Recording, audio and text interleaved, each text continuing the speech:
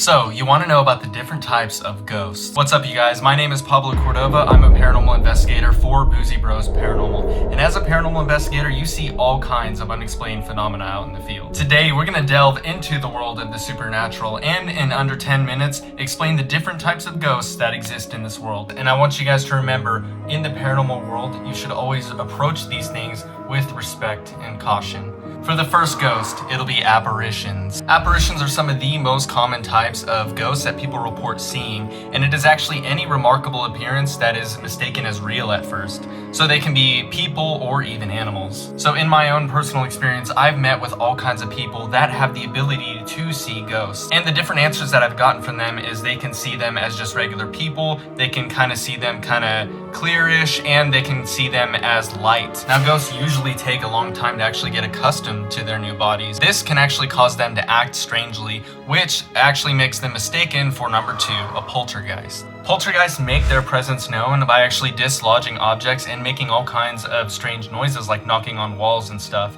But these are the ones you should absolutely be careful about because it is really hard to tell between a poltergeist and demonic activity.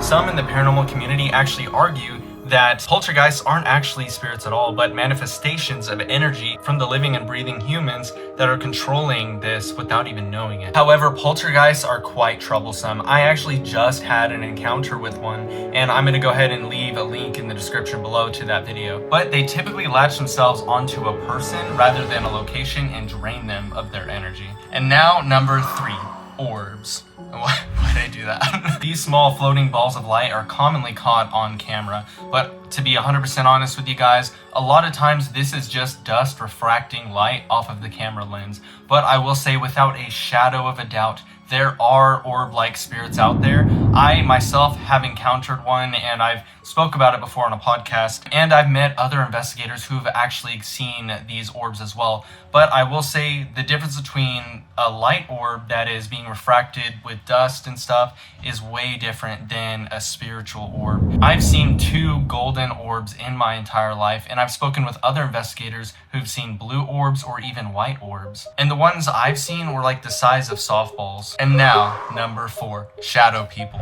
These entities appear as dark humanoid figures that are often associated with feelings of dread. When you guys see these things are crazy fast and often seen in your peripheral vision crawling on the ground. In my experience, you will often see them in places of torment, crime scenes, or places that may have negative energy vortexes. Now, these things, just like poltergeists, are entirely capable of harming you, so it is best to avoid these things if you can. Now, these things are quite unique because many in the paranormal community would actually argue that these things aren't ghosts at all, but they are extraterrestrial beings. They're some of the oldest, well-known entities throughout history. Descriptions of shadowy human-like figures have actually appeared in folklore and religious texts throughout history and across cultures. Now, some examples include the jinn of ancient Islamic theology and the Nalusachito of the Native American Choctaw tribes mythology. And now, number 5, residual ghosts and residual hauntings. These are a type of haunting where events from the past are replayed when the circumstances are just right. A ghost from a residual haunting actually doesn't usually interact, and it usually is looping and looks the same every time. These types of hauntings are extremely common, and they're usually pretty scary, but they don't really do anything. It's pretty harmless. So that's it for today's video, guys. My name's Pablo Cordova, and until next time, I'll see you guys later.